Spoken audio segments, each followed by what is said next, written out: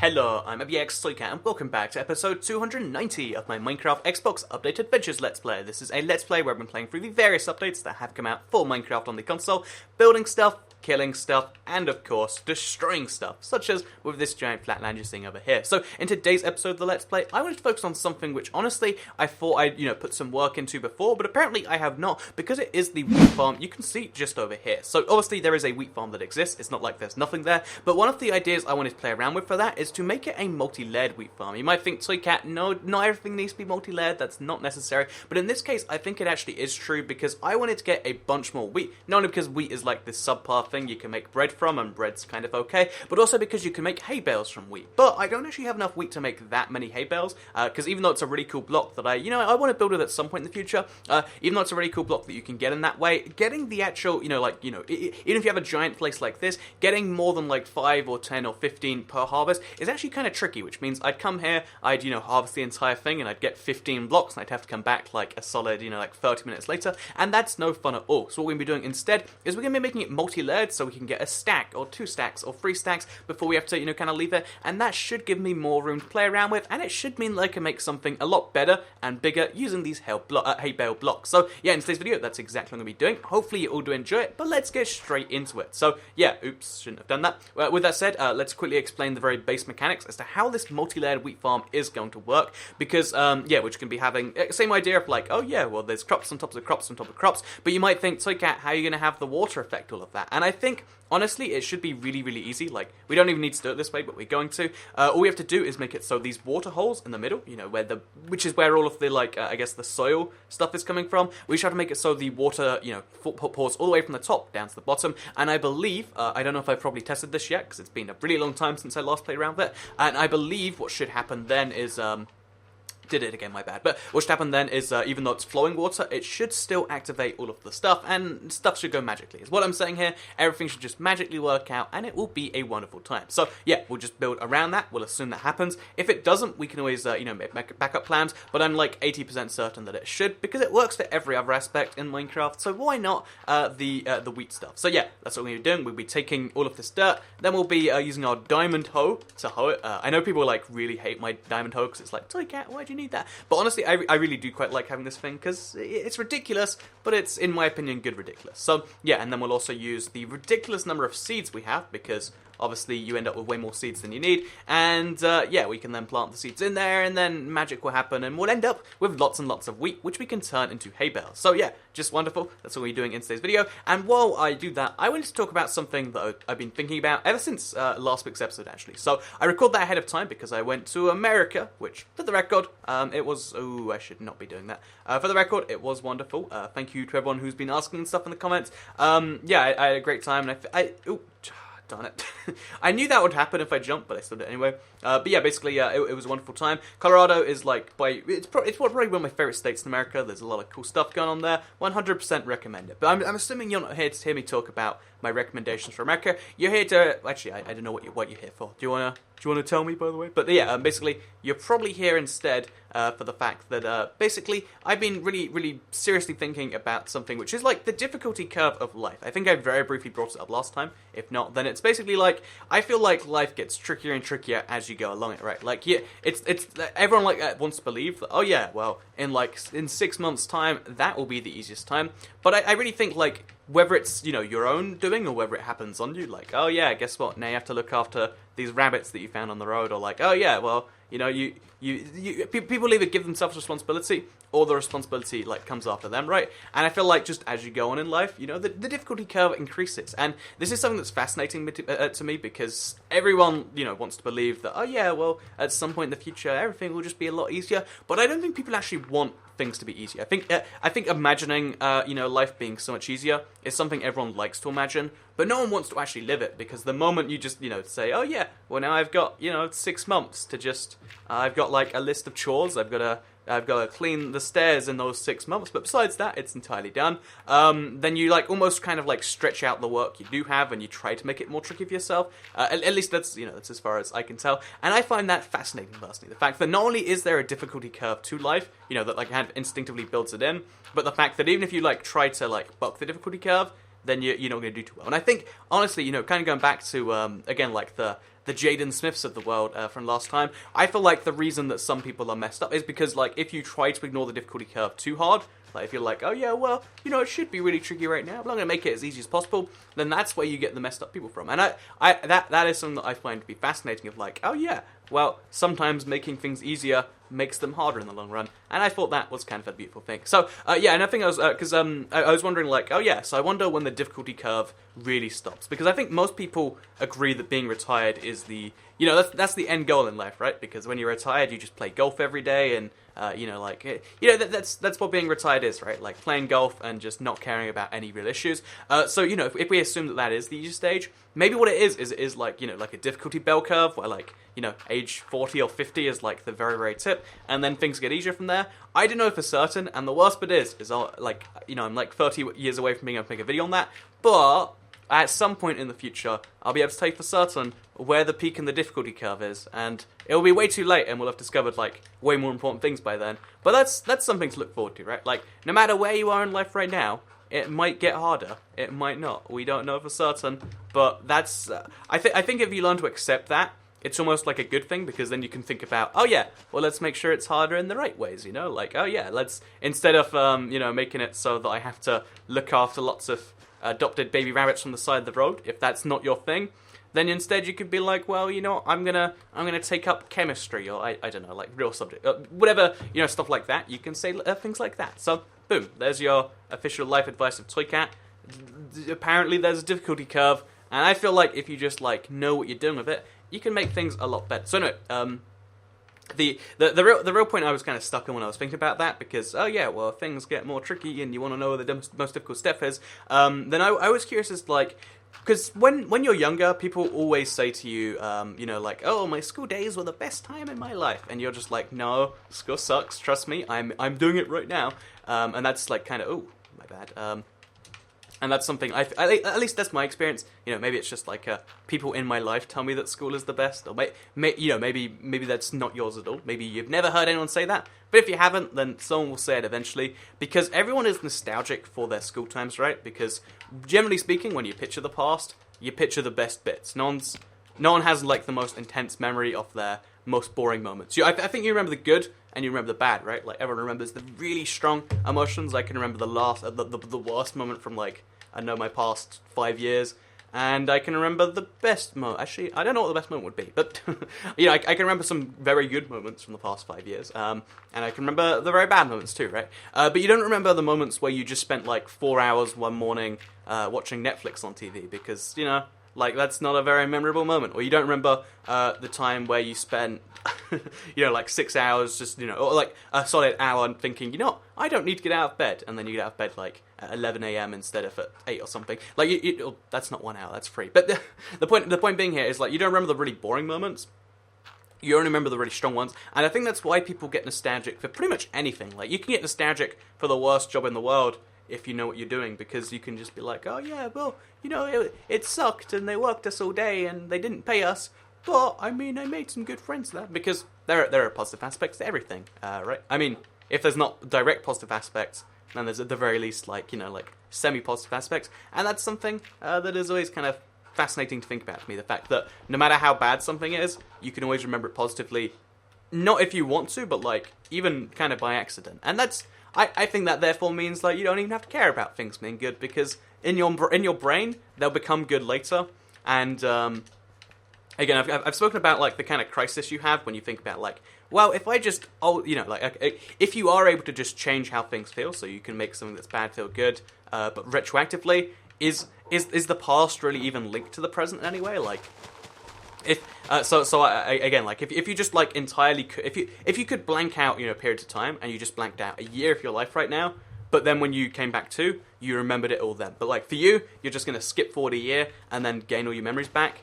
Are those memories really important? Or if you couldn't have the memories, would that even be important? I know, like, I've thought for a while now, like, if you could, like, alter your memories and do stuff like that, would you want to? Would it be widely done? Or would we all be able to accept that, like, no, if you alter your memories, there's nothing keeping you tied to, you past you in some way. And yeah, that's something I thought was a little bit fascinating, at least. But the thing I was going with, by the way, when I said going back to school, because apparently I'm just really sidetrackable this morning, because again, there's like a billion things when it comes to like, oh yeah, this is how school was that I want to talk about. But one of the things I was really curious about, actually, was the kind of subject of like, oh yeah, so people that I knew from so when I think back to school, I remember a lot of positive moments, but I also remember like a lot of really negative stuff where I'm just like, oh, that's not fun. And I sometimes think about like terrible people I knew in school, like not like, I guess people are picturing one type of terrible person. Those type of terrible people probably exist too. But I just mean like, for instance, when I was in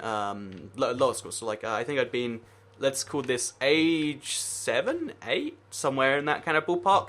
I actually made friends with like this group, like, because honestly, this is a really weird thing about me in particular. Maybe this is like a sign that something's like horribly wrong with me, or maybe I just didn't speak. But like, I generally cannot remember me saying words to people until like maybe age 7. Like, I'm mute in all of, like, if when I go back to my memories, I am mute in like most of the cutscenes.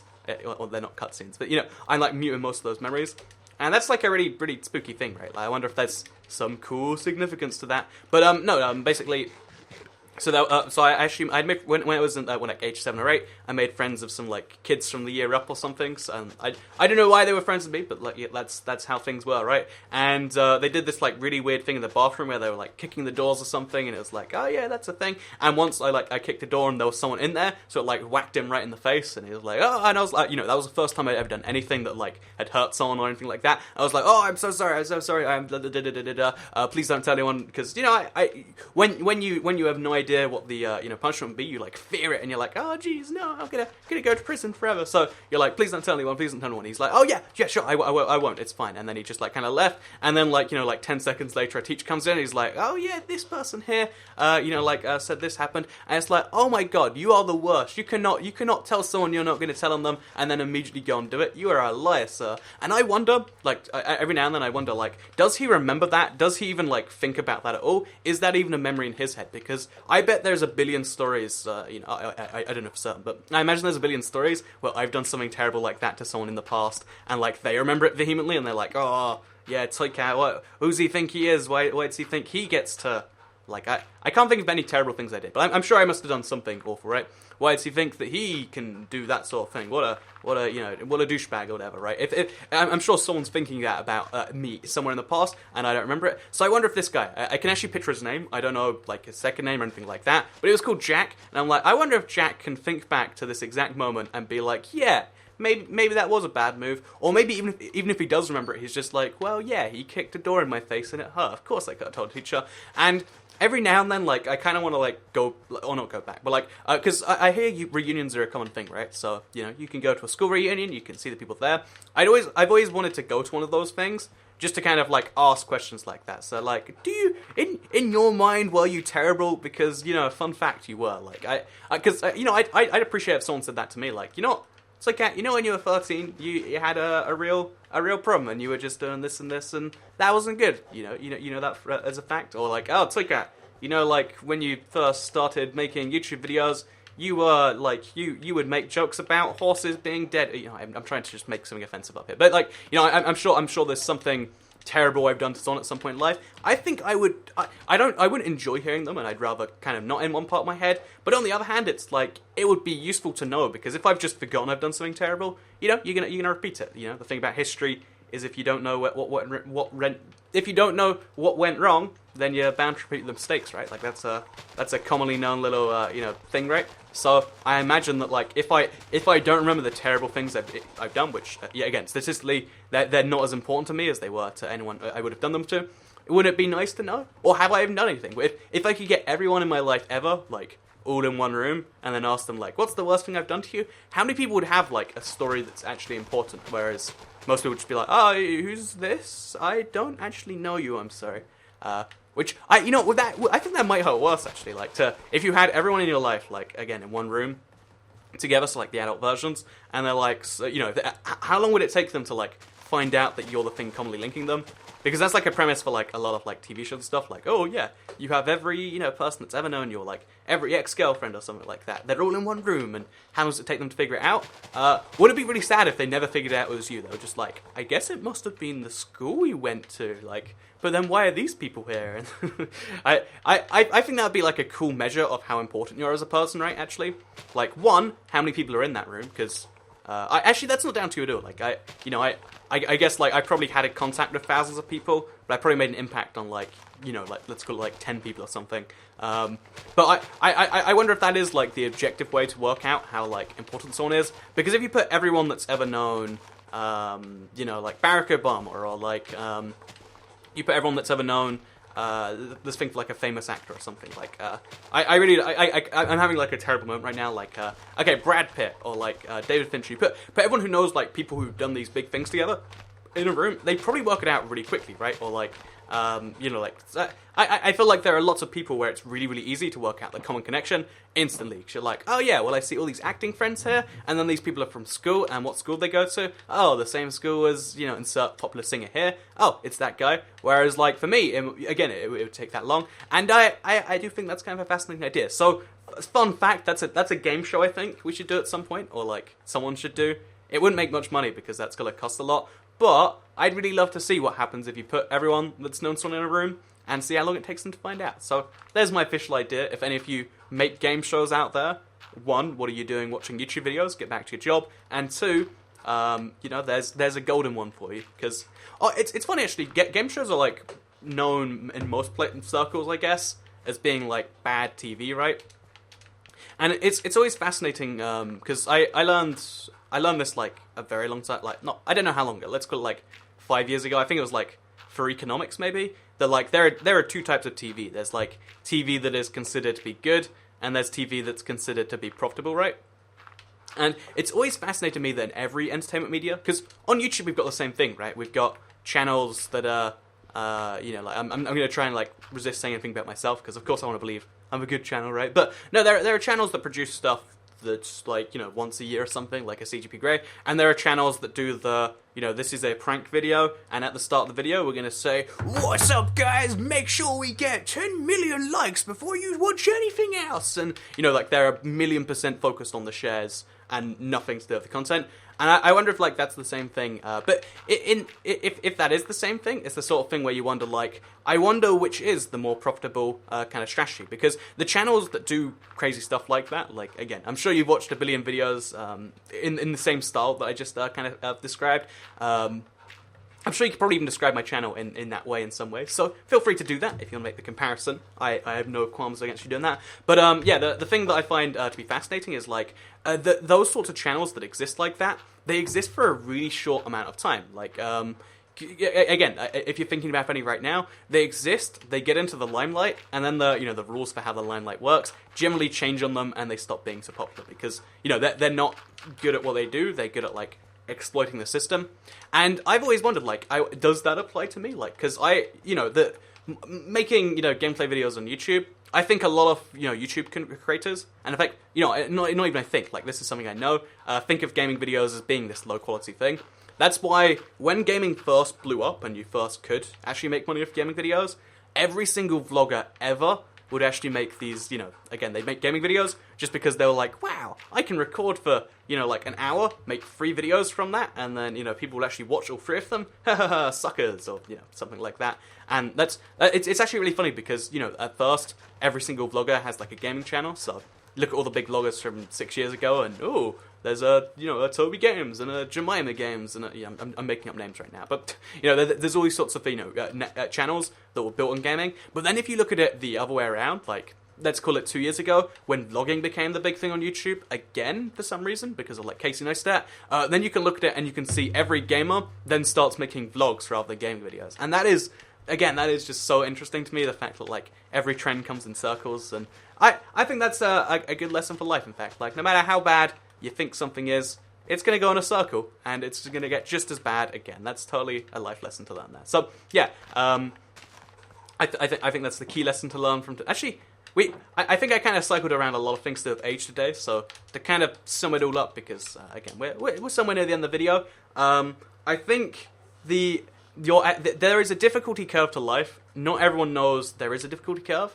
Not everyone thinks about it. But I think you instinctively make life more tricky for yourself. I think there's some part of your brain that wants to do more as you get older. And I don't know if you should fight it. I think you should just know it's there. Because if you do, then you know you can make things more challenging in some way. Rather than, if you think that life's going to get easier and easier, then you'll be like, oh yeah, I'll cut this out from my life, and I'll cut this.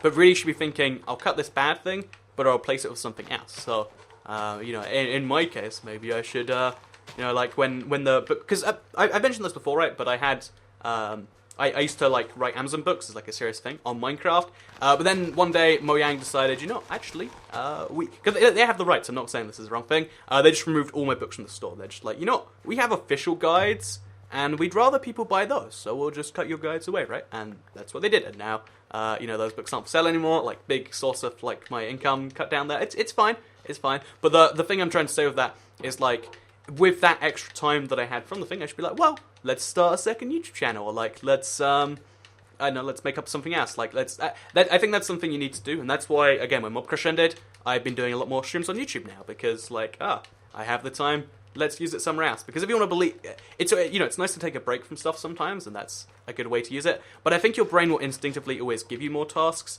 so always make sure they're good tasks. The other thing is, like, I think you can work out how important you are to the world by how long it takes you to get everyone in a room to work your stuff out together. And finally, I don't know, something about jerks from my childhood. Not a good thing, but I was probably a jerk in someone else's childhood. Not that I remember, if that is the case, but I'd love to remember. I'd love it if someone put me in a room. I would love to be in one of these rooms, working out who the common person was. So if anyone has a game show, please hook me up. Let me know, because I'd love to be in one of those episodes. So there we go. I've come up with a game show. I've said I don't even want to do it, but I'd love to feature in it. And let's make that happen. That's all I'm saying here. So yeah, as you can see, this is coming along quite nicely today. Before we go, just to like properly test this, I'll place some water here. Make sure. Oh, that's not good. I just wasted my own water. So let's just take off these boots for now. Oh, that's the wrong thing. Let's just take off these boots for now. And let's see if this, like... Oh, yeah, as you can see, it's instantly going the darker brown. So I was correct in my theory that it does work that way, which is good stuff. So we'll let our wheat grow, and we'll also turn the wheat we have right now into some hay bales, because I should have... Oh, yeah, I've got quite a bit of it. So spread this across there, just like that. Spread this across there, just like that. It's actually funny how similar the recipes are for, like, wheat and the sort of thing. And just like that, we get 21 hay bales. And we'll end up with more and more and more of these, and it'll be wonderful. So I don't know what to build those. I'd love to hear in the comments down below. I hope you did all enjoy today's Let's Play episode, because I will see you all next week. Episode 300 is coming up very quickly, and I guess I'll do something special for that. But honestly, if you're thinking like, oh, Toycat has a big plan, I haven't got one yet, but I'll pretend I have one soon, and then I'll do it. So thank you very much for watching, and I'll see you all in the next episode next Monday, because this is, of course, Let's Play Monday. Goodbye!